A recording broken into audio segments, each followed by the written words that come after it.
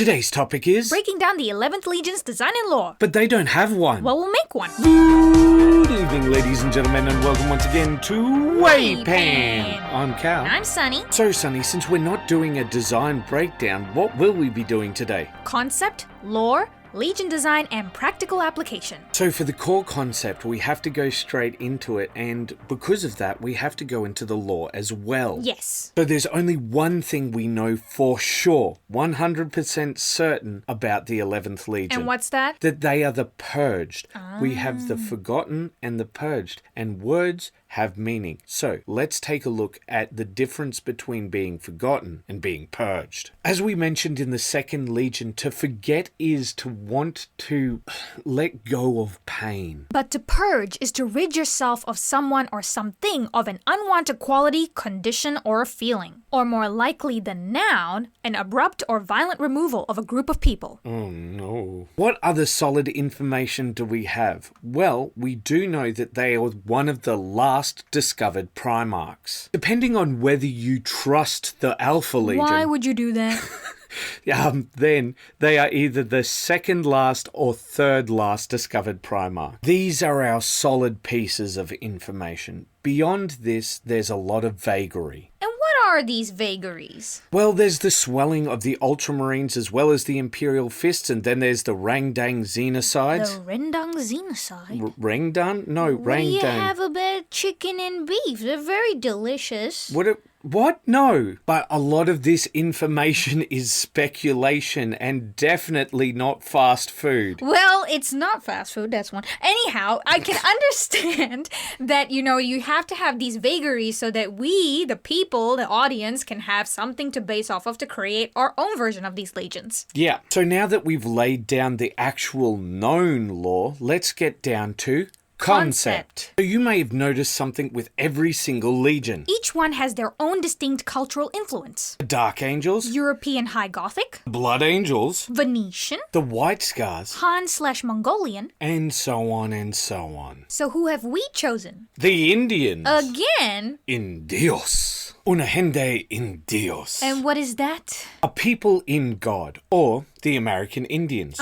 Sometimes called Native Americans, but not just them. When we say America, we also mean South America as well. So this would include Mesoamericans with cultures such as the Aztecs. Right, okay, that makes sense. Okay, Cal, but why did we choose these group of people? When we take a look at a lot of the other legions, most of them are European. This is why we chose India for our previous place, or as it would have been known at the time, Hindustan. Yes, and this was for our second legion concept, and because the way the Primarch behaved, it actually reminded us a lot of Chandragupta. So we used that as the concept. Well, rather we used Chandragupta as the concept for the Primarch because we thought the way that he waged war, which was a lot more gentle. As far as war goes, he would do like bribery, things like that, not absolutely crushing everyone. Yeah, he'd bring people into the fold. He wasn't as absolute. So Cal, what clues do we have to use the Americas as the culture for this legion? Well, when it comes to warfare over there wasn't cavalry and tactics like this, so it was a lot more brutal and it was a lot more full on. In other words, a complete opposite of the second Legion Primarch. Yes, exactly, because we think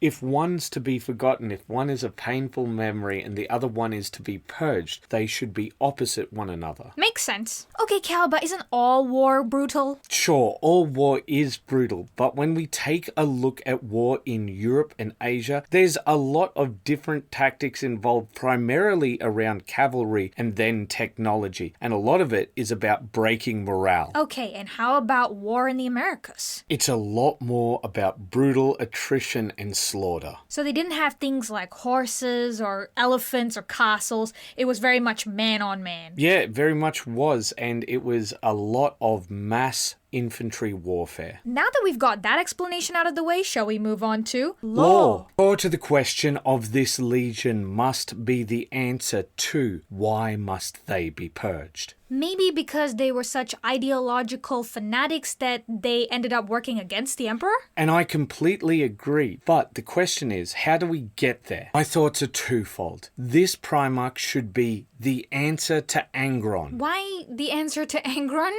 Angron was made a slave by his captors, forced to fight, mutilated, and then he led a slave revolt. This revolt was going to have a final battle against the High Riders. However, instead of him joining his men for the final battle, he was teleported away by the Emperor. Okay, but why didn't the Emperor just come down and help him? That's a question that has been asked by 40k fans throughout the ages. But this Primarch should give the answer. This Primarch, I believe, should have been facing the Primordial Annihilator. Who's the Primordial? Chaos. All right, okay. Alright, so he should have been facing chaos. Unlike all of the other Primarchs, he should have faced it directly, and the Emperor intervenes with his custodies to help him. Ah, so the opposite of Angron. Yep, that's right. The Emperor explains why he wishes to use the Imperial Truth, so on, and then this person becomes a fanatic of the idea of the Imperial Truth, ultimately turning against the Emperor because he does not follow his own precepts enough. Not only that, but also because he was saved from his planet, his legion is corrupted slowly.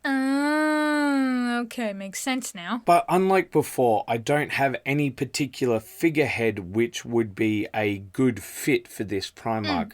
Like we said before when we were doing the second Legion, we're not trying to create a whole lore or fan fiction. What we're trying to do is create a basis for which we can design the Legion from. Yeah, using existing information. Exactly. Okay, Cal, I think that's everything for the lore. Yeah, unless we want to write a whole fan fiction.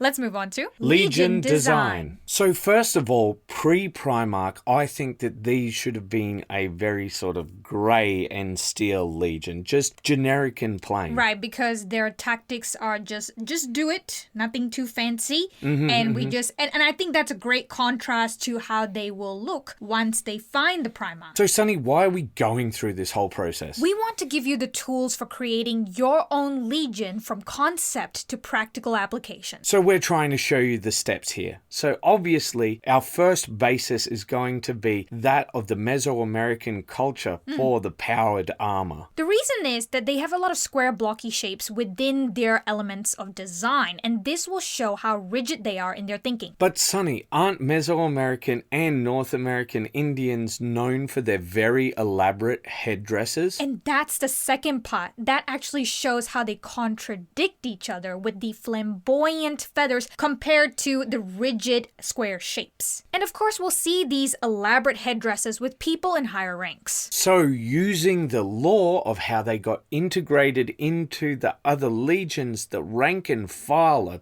perfectly fine, but it's the leaders within them that are the problem. Yes, exactly. So you talked a bit about that square-shaped design and what it represents. What about these very sort of flamboyant feather arrangements? Flowing designs would suggest that it comes from water, which is more free-thinking, less likely to be rigid, they're more versatile. Oh, okay, interesting. All right, so it's a strong contrast between the two. Exactly. And we wanted to compound this contrast, didn't we? Yes, we did. And the way that we thought would be really good to represent that is with black and white. Black and white both have one thing in common. They represent the absolutes. White is the beginning, black is the ending. White reflects all light, black absorbs all light. And we take a look at their color profiles and psychologies. They contradict each other a lot. In fact, that they are polar opposites. Black is intimidation, white is innocence. So together they only represent one thing, black and white thinking. We're trying to show visually how they think, who these people are. And black and white shows them to be fanatics, people who only see things in two ways. Either they're good or they're bad, and that can contradict them sometimes. So let's take a look at the elements that we've combined. We've combined both Mesoamerican and North American Indians into a singular culture. We've given more blocky shapes and flowing shapes. And we've given them a very rigid color palette. So combined, what is the message that we are trying to send? They're rigid, Serious, fanatical. And we think this is the best way of showing who and what they are. But there's one thing that we've left out. One thing that every legion has. the Legion symbol. This uses both the symbol for harmony and the Mesoamerican symbol for the Olin, but I'm getting ahead of myself. It's the stylized symbol of the sun and the moon. This is how they see themselves. They see themselves as in harmony with themselves. That they are balanced. They are But the truth is night and day.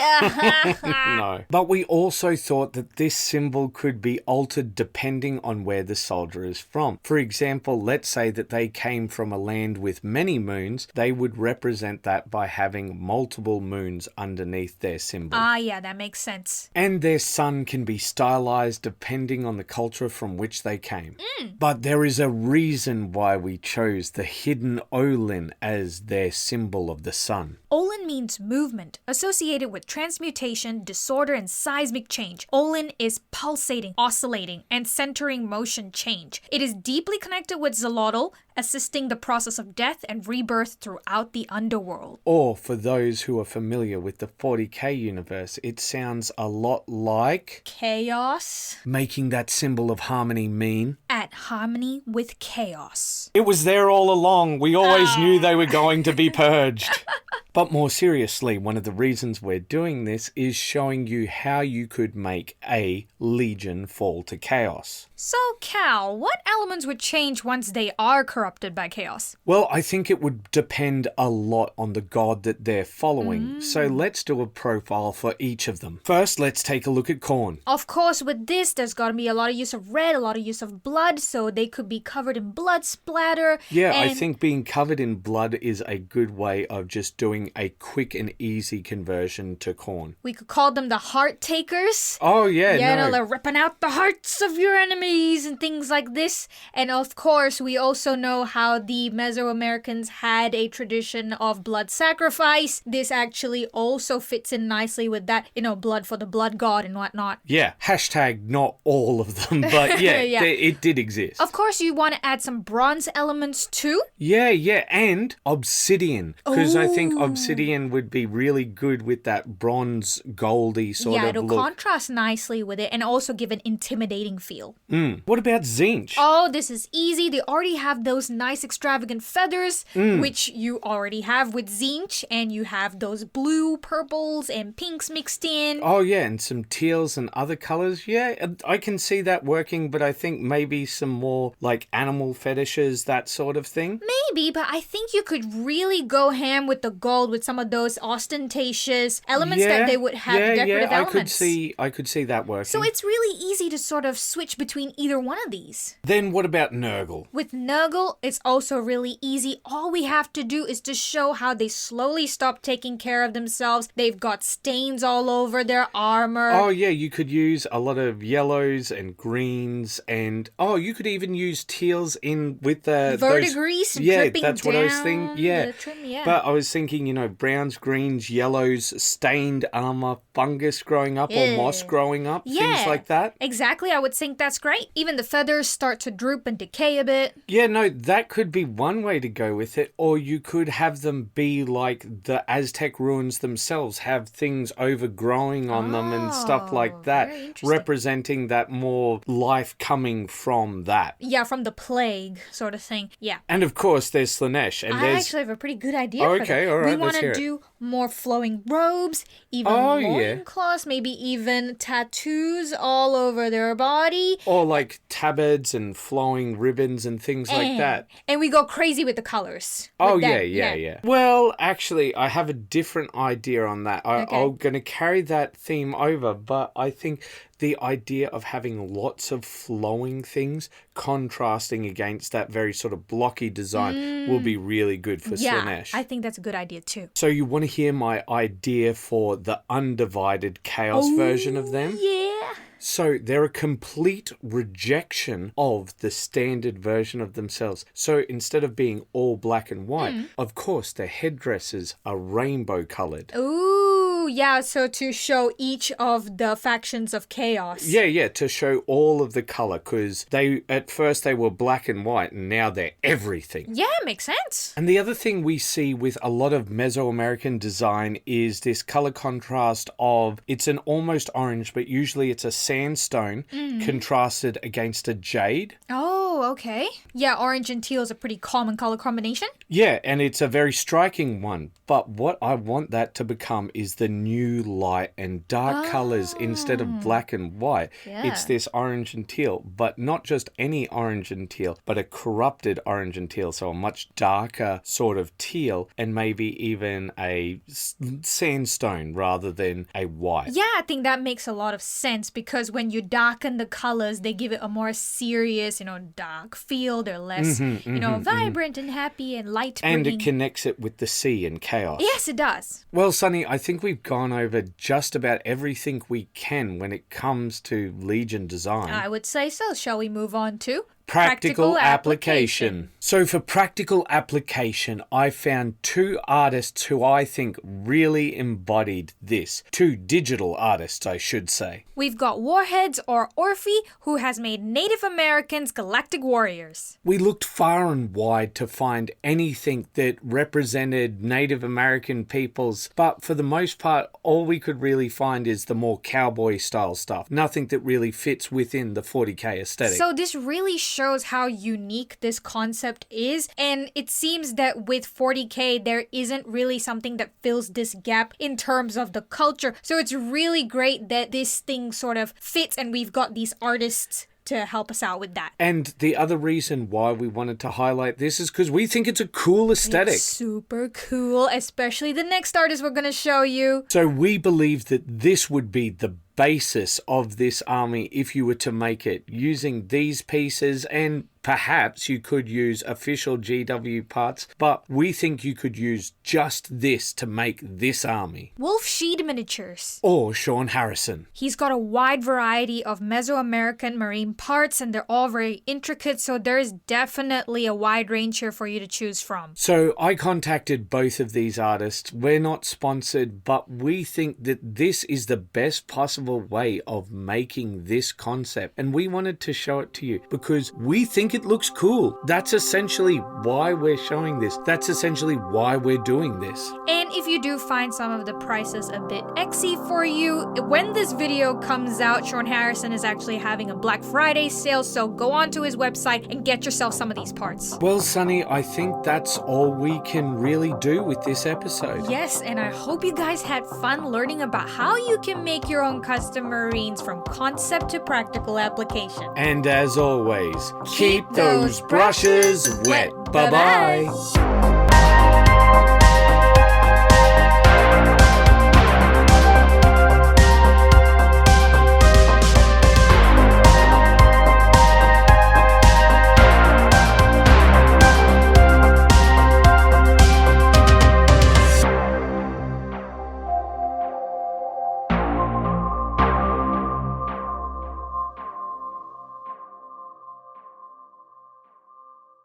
Design versus law is changing. Well, not changing completely, but we do have some updates. Sunny's psychic powers are growing, and I can't stop her anymore. It's true, my brain is swelling by the second. So we have to create a new category which will come up in each episode. Well, it's called What Sunny Knows. Yes, they might not come up every episode, but as soon as Sunny starts recognizing things, we're going to stop the episode for a moment and get Sunny to tell us what she knows about this Legion. As you guys know, Design versus Lore is where I show off my design knowledge of the chapter without knowing anything about them. So if I do know a little bit of something about them, that might influence what I have to say. So it's important to let you guys, the audience, know what I do know and what I don't know. In other words, I can't keep her in the dark anymore. It's true, my brain is swelling. Also, we're combining design analysis and breakdown because they seem to combine anyway. say in a lot of our episodes more recently. And also, we're not going to be super strict with when we do certain chapters, like art might come after redesign or lore might come before art. We're trying to make the experience more enjoyable for you. So,